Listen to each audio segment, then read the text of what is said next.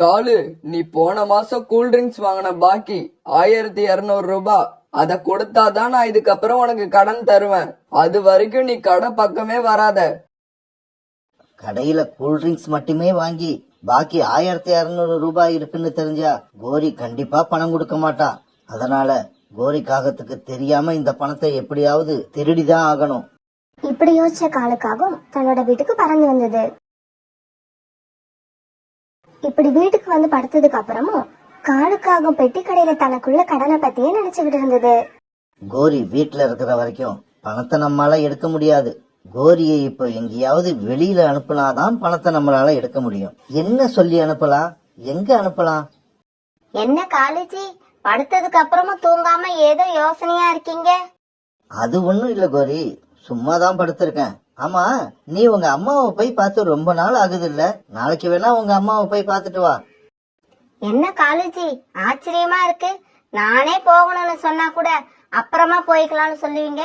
இப்ப நீங்களே என்ன எங்க அம்மா வீட்டுக்கு அனுப்பி விடுறீங்க. நீ உங்க அம்மா வீட்டுக்கு போய் ரொம்ப நாள் ஆன மாதிரி இருந்தது, அதனாலதான் இப்படி சொன்ன. மத்தபடி போறதும் போகாததும் உன்னோட இஷ்டம்.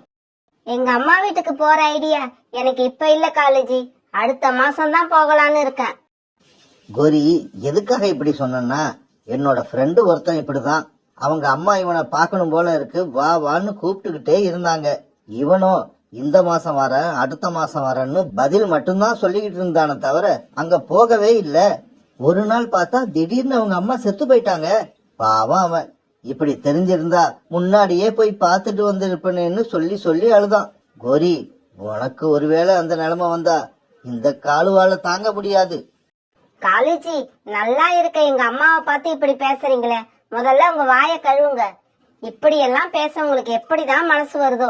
நீங்க சொன்னதுல இருந்து என் மனசு என்னமோ படபடன்னு அடிச்சுக்கிட்டு இருக்கு. நாளைக்கு காலையில முதல் வேலையா எங்க அம்மாவை போய் பார்த்துட்டு வந்தாதான் என் மனசு நிம்மதியாகும். அப்பாடா, ரூட்டு கிளியர் ஆயிடுச்சு. கோரி நாளைக்கு வீட்டுல இருக்க மாட்டா. நாளைக்கு எப்படியாவது பணத்தை எடுத்து கூல்ட்ரிங்க்ஸ் குடிச்ச கடனை கொடுத்துடலாம். கோரிக்காகவும் தன்னோட அம்மாவை நினைச்சிட்டு அழுதுகிட்டே தூங்க, காலுக்காகமும் நம்ம திட்டம் நிறைவேறிடுச்சுங்கிற சந்தோஷத்துல நிம்மதியா தூங்குச்சு. மறுநாள் பொழுது விடிஞ்சிச்சு. காலையில எழுந்திருச்சு கோரிக்காகவும் தன்னோட அம்மா வீட்டுக்கு கிளம்ப ஆரம்பிச்சது. காலேஜி, நான் எங்க அம்மா வீட்டுக்கு கிளம்புறேன். மத்தியான சாப்பாடு ஃப்ரிட்ஜில இருக்கு, எடுத்து வச்சு சாப்பிடுங்க. நான் இருட்டுறதுக்குள்ள வீட்டுக்கு வந்துருவேன். கோரியை சாப்பாடு செய்ய சொல்லி யாரு அழுதது? இன்னைக்கு ஒரு வேளையாவது நல்ல சாப்பாடு சாப்பிடலாம்னு பார்த்தா அதுவும் நடக்காது போல இருக்கு. அப்படியா? ரொம்ப சந்தோஷம் கோரி. எங்க நீ மத்தியான சாப்பாடு செய்யாம போயிடுவியோன்னு நினைச்சு ரொம்ப பயந்துகிட்டு இருந்த. சரி சரி, நீ கிளம்பு. சீக்கிரமா கிளம்புனாதான் இருட்டுக்கு முன்னால நீ வீடு வந்து சேர முடியும். காலேஜி, எனக்கு என்னமோ உங்களை விட்டு போறதுக்கே மனசு இல்ல. ஆனா நீங்க என்ன வெளியில அனுப்புறதுலயே குறியா இருக்கீங்க. இவங்க இப்படி பேசிக்கிட்டு இருக்கும்போது ஒரு பெண்காகவும் இவங்க வீட்டுக்குள்ள வந்து உட்கார்ந்தது. இப்படி வந்து உட்கார்ந்த அந்த பெண்காகவும் காலுக்காகத்தையே முறைச்சு பார்த்தது. யாருமா நீ? உன்ன நான் இதுக்கு முன்னாடி பார்த்ததே இல்லையே. யார பார்க்க இங்க வந்த? நானா என்னோட ஹஸ்பண்ட பார்க்க வந்தேன். என்னது, நீ உன்னோட ஹஸ்பண்ட பார்க்க எதுக்கு என்னோட வீட்டுக்கு வரணும்? அவர் எங்க இருக்காரோ அங்க போனா தானே அவரை பார்க்க முடியும். இதோ இவர் தான் என்னோட வீட்டுக்காரர். இவர் பேரு காலுஜி, என் பேரு மைனா. காலுஜி, என்ன இது, நமக்கு கல்யாணம் ஆன விஷயத்த கோரி அக்கா கிட்ட சொல்லவே இல்லையா? பயப்படாம சொல்லுங்க காலுஜி, நான் தான் பக்கத்துல இருக்கேன்ல. இத கேட்ட கோரிக்காவும் ரொம்ப அதிர்ச்சி ஆயிடுச்சு. காலுஜி, என்ன இது, இவ சொல்றதெல்லாம் உண்மையா? என்ன கோரி இப்படி கேக்குற?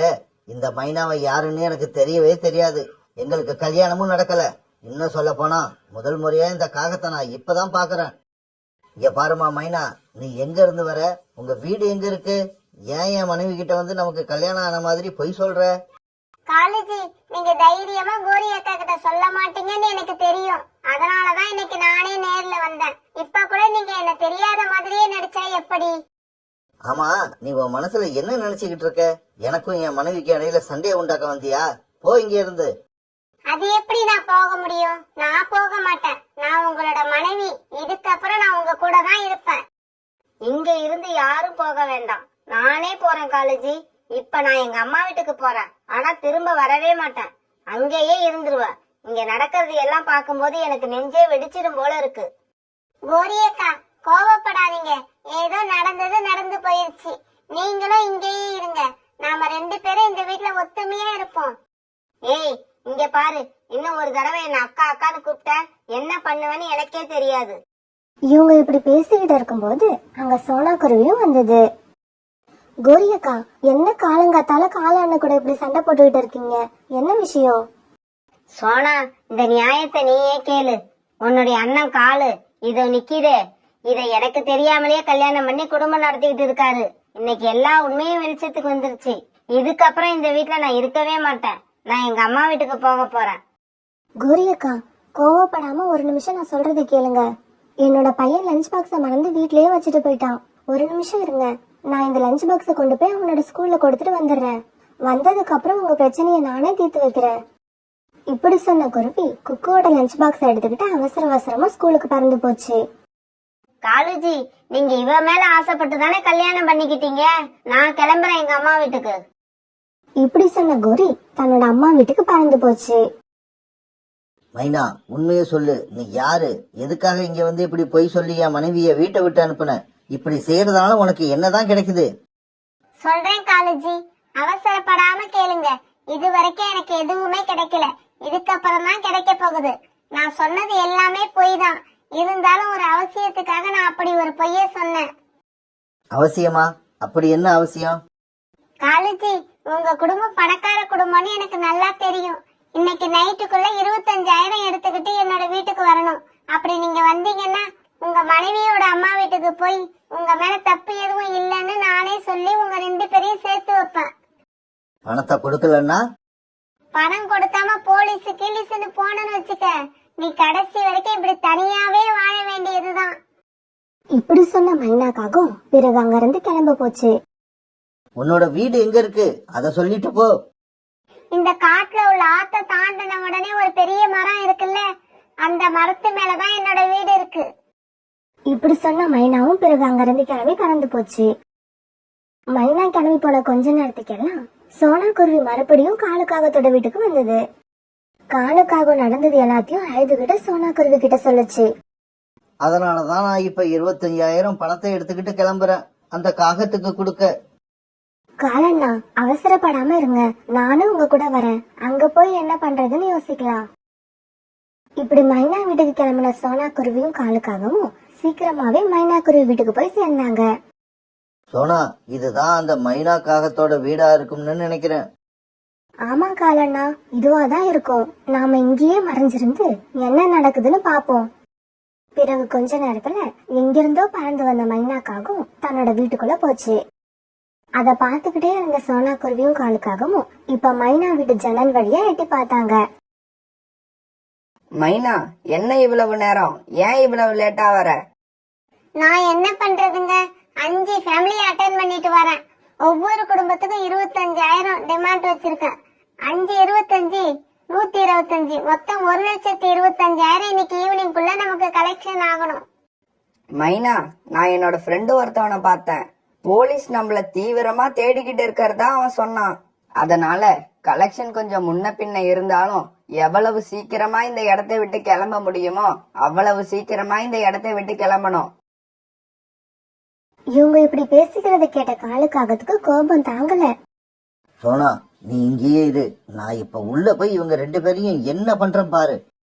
காலண்ணா, தயவு செய்து உள்ள போகாதீங்க. இவ்வளவு தூரம் பிளான் பண்ணி பண்றவங்க கண்டிப்பா ஆயுதங்கள் வச்சிருப்பாங்க. அப்படியா? அதனால இப்ப என்னதான் பண்ணலான்னு சொல்ற? காலண்ணா, நீங்க போய் போலீஸ்ல விஷயத்த சொல்லி அவங்கள அழைச்சிட்டு வாங்க.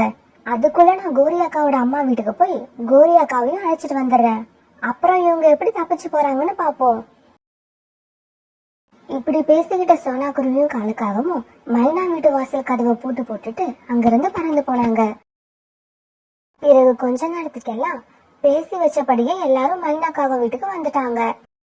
அடிப்பாவி, கொஞ்ச நேரத்துல என்னோட காலேஜிய பத்தி என்னென்னமோ நினைக்க வச்சிட்டியே. நீ நல்லாவே இருக்க மாட்ட.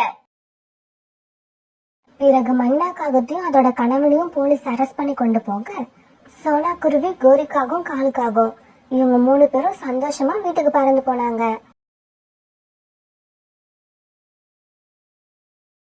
ராணா குருவியும் சோனா குருவியும் ஒரு காட்டுல கணவன் மனைவியா வாழ்ந்து வந்தாங்க. அவங்களுக்கு பியூட்டி ஸ்வீட்னு 2 பெண் குழந்தைங்க இருந்தாங்க. ராணா குருவி வீடு வீடா போய் முட்டை வித்து அதுல வர பணத்தை வச்சு தன்னோட குடும்பத்தை நடத்திக்கிட்டு இருந்தது. சோனா, நான் முட்டை வியாபாரத்துக்கு கிளம்புறேன். நீ நம்ம 2 குழந்தைங்களையும் பத்திரமா பாத்துக்க. நேரத்துக்கு நீயும் சாப்பிட்டு நம்ம குழந்தைங்களையும் சாப்பிட வை. பியூட்டியோட அப்பா, நீங்க எங்களை பத்தி கவலைப்படாம போய் வியாபாரத்தை கவனிங்க. குழந்தைங்களை நான் பத்திரமா பாத்துக்கிறேன். சோனா இப்படி சொல்ல பிறகு ராணா குருவி முட்டை வியாபாரத்துக்கு கிளம்பி போச்சு. புறா, வெளியில வா. நான் முட்டை எடுத்துக்கிட்டு வந்திருக்கேன். முட்டை வேணும்னா வந்து வாங்கிக்கிட்டு போ. ராணா, நான் உன்னதான் எதிர்பார்த்துக்கிட்டு இருந்தேன். இன்னைக்கு என் வீட்டுக்கு 4-5 கெஸ்ட் வராங்க. அதனால 10 முட்டை கொடுத்துட்டு போ. உடனே ராணா புறாவுக்கு 10 முட்டை கொடுத்துட்டு அடுத்த வீட்டை பார்க்க பறந்து போச்சு. இப்படி வாடிக்கையா தான் முட்டை கொடுக்கற எல்லா வீடுகளுக்கும் ராணா குருவி போக முட்டையெல்லாம் சீக்கிரமாவே காலி ஆயிடுச்சு. பிறகு முட்டை வீட்ட காசையெல்லாம் எடுத்துக்கிட்டு ராணா குருவி முட்டை கடை முதலாளி காலுக்காகத்துக்கிட்ட போச்சு. காலோஜி, நான் உங்ககிட்ட ரொம்ப நாளா முட்டை எடுத்து வித்துக்கிட்டு இருக்கேன். ஆனா நீங்க எனக்கு இப்ப வரைக்கும் 50 ரூபா தான் சம்பளம் கொடுக்கறீங்க. நானும் உங்ககிட்ட ரொம்ப நாளா 100 ரூபாயா கொடுங்கன்னு கேக்குறேன். நீங்க கொடுக்கவே இல்ல. தயவு செய்து இன்னையில இருந்தாவது 100 ரூபாய் கொடுங்க. காலு பதில் சொல்றதுக்கு முன்னால பக்கத்துல இருந்த கோரிக்காகவும் அவசர அவசரமா ராணா குருவிக்கு இப்படி பதில் சொல்லுச்சு. இங்க பாரு ராணா, இப்பெல்லாம் வியாபாரம் ரொம்ப டல்லா இருக்கு. அதனால சம்பளத்தை ஏத்தி கொடுக்கணுங்கிற பேச்சுக்கே இடம் இல்ல. இன்னும் 1 வருஷம் போகட்டும், அப்புறம் பாக்கலாம். இப்படி சொல்லிட்டு கோரிக்காக 50 ரூபாய் ராணாவுக்கு கொடுக்க அத வாங்கின ராணா குருவி நேரா காய்கறி கடைக்கு போச்சு. குழந்தைங்களுக்கு நல்ல காய்கறி வாங்கி சமைச்சு போட்டு ரொம்ப நாள் ஆகுது. இன்னைக்கு காய்கறி வாங்கிக்கிட்டு போவோம். இப்படி காய்கறி கடையில நின்று யோசிச்சுக்கிட்டு இருந்த ராணா குருவி திடீர்னு மயக்கம் வந்து அப்படியே கீழே விழுந்துருச்சு. உடனே பக்கத்துல இருந்த ரீட்டாக்குடியும் ஜம்ஜம் பறவையும் ராணா குருவியை தூக்கிட்டு வந்து வீட்டுல சேர்த்தாங்க. இப்படி கொண்டு போன 2 பேரும் நடந்தது எல்லாத்தையும் சோனா குருவி கிட்ட சொன்னாங்க. உடனே பயந்து போன சோனா குருவி பருந்து டாக்டர் அழைச்சிட்டு வந்தது. ராணா குருவிய நல்லா பரிசோதித்து பார்த்த மருந்து டாக்டர் கடைசியா சோனா கிட்ட இப்படி சொல்லுச்சு. சோனா, ராணாவோட ரெக்கைகள் 2ம் ரொம்பவும் வலுவிழந்து இருக்கு. இன்னும் கொஞ்ச நாளைக்கு ராணாவால பறக்க முடியாது. நல்ல சத்துள்ள ஆகாரங்களையும் காய்கறிகளையும் ராணாவுக்கு கொடுத்துக்கிட்டே இருங்க. காலப்போக்குல ரெக்கைகள் வலுவாகி ராணா தன்னால பறக்க ஆரம்பிச்சிடும். இந்த மாத்திரைகளையும் தினமும் சாப்பிட கொடுங்க. இப்படி சொல்லிட்டு பருந்து டாக்டர் பறந்து போனாங்க.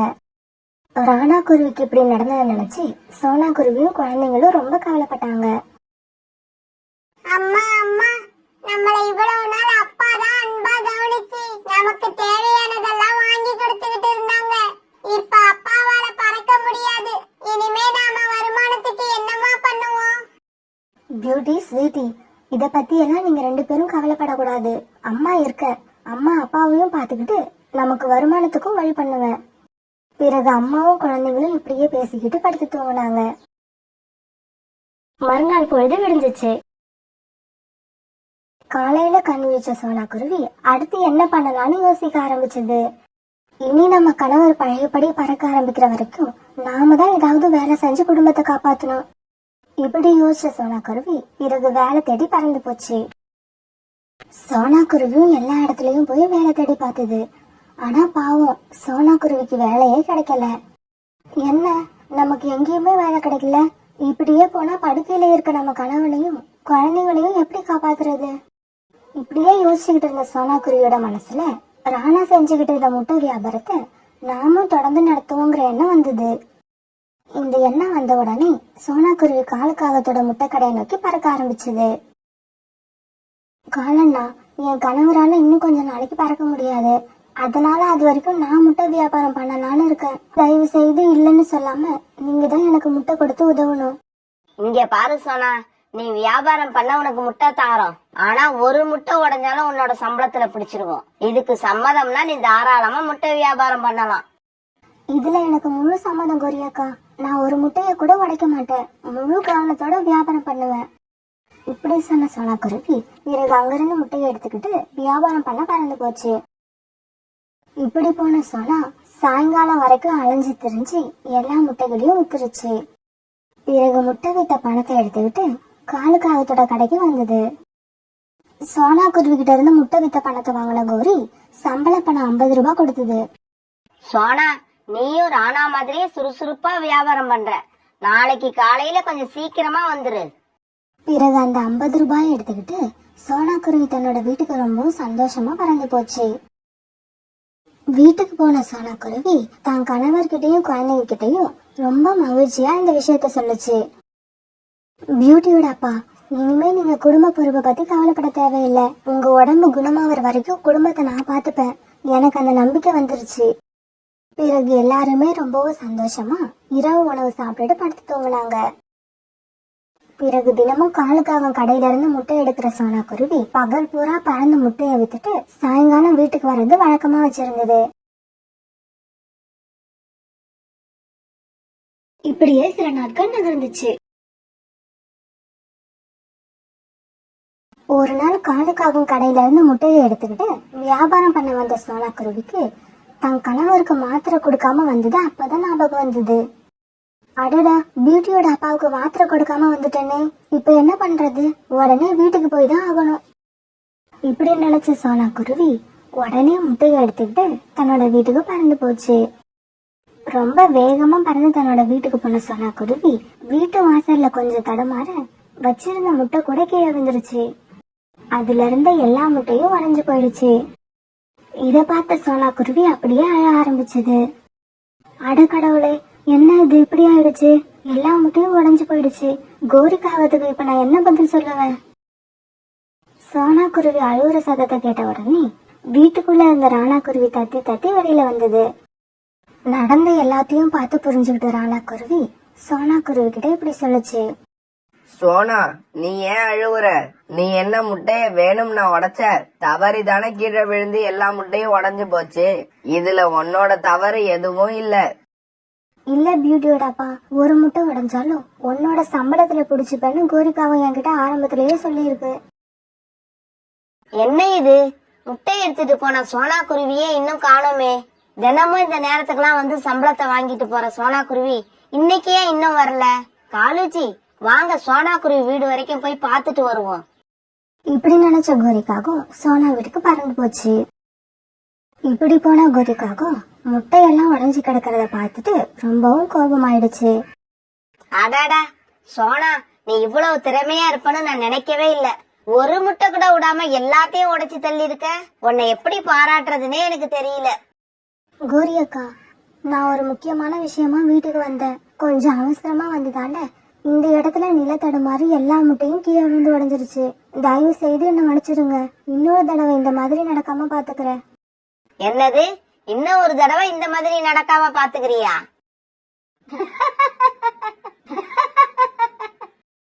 இங்க பாரு சோனா, இவ்வளவு முட்டையை நீ உடைச்சதுக்கு ஒரு வாரம், அதாவது 7 நாள் நீ சம்பளம் இல்லாம என்கிட்ட வேலை பார்க்கணும். என்ன கோரி, கொஞ்சம் கூட இறக்கமே இல்லாம பேசிக்கிட்டு. சோனா ஒண்ணும் வேணும்னே முட்டையை போட்டு உடைக்கலையே. பாவம், இந்த ஒரு தடவை மட்டும் மன்னிச்சு விட்டுருவோம். காலேஜி, இந்த கோரி பிசினஸ்ல இறக்கமே காட்ட மாட்டா. நான் சொன்னா சொன்னதுதான். கோரி அக்கா, இந்த மாதிரி சொல்லாதீங்க. நீங்க எனக்கு கொடுக்கற சம்பளமே 50 ரூபாய் தான்.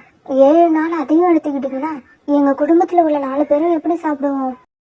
இங்க பார் சோனா, நீங்க சாப்பிடுங்க இல்ல சாப்பிடாம இருங்க, அத பத்தி எனக்கு கவலையே இல்ல. நாளைக்கு காலையில நீ எப்போதும் போல வேலைக்கு வரணும். ஒரு வாரத்துக்கு சம்பளம் இல்லாம வேலை பார்த்தே ஆகணும். காலேஜி, இன்னும் என்ன வேடிக்கை பார்த்துட்டு இருக்கீங்க? கிளம்புங்க இங்க இருந்து. இப்படி சொன்ன கோரிக்காகவும் காலுக்காக தழைச்சுக்கிட்டு அங்க இருந்து பறந்து போயிடுச்சு. ஆனா சோனா குருவி எவ்வளவு முயற்சி செஞ்சும் அது கண்ல இருந்து வர கண்ணீரை அதால நிறுத்த முடியல. அடுத்த ஒரு வாரம் சம்பளமே இல்லாம குடும்பத்தை எப்படி நடத்துறதுன்னு அழுதுகிட்டே யோசிச்ச சோனா குருவி அப்படியே தூங்கிடுச்சு. மறுநாள் பொழுது விடிஞ்சிச்சு. வேலைக்கு போறதுக்காக வெளியில வந்த சோனா குருவி ஆச்சரியத்துல அப்படியே திகைச்சு நின்னுடுச்சு. பியூட்டியோட அப்பா, சீக்கிரம் வாங்க, சீக்கிரம் வந்து இந்த ஆச்சரியத்தை பாருங்க.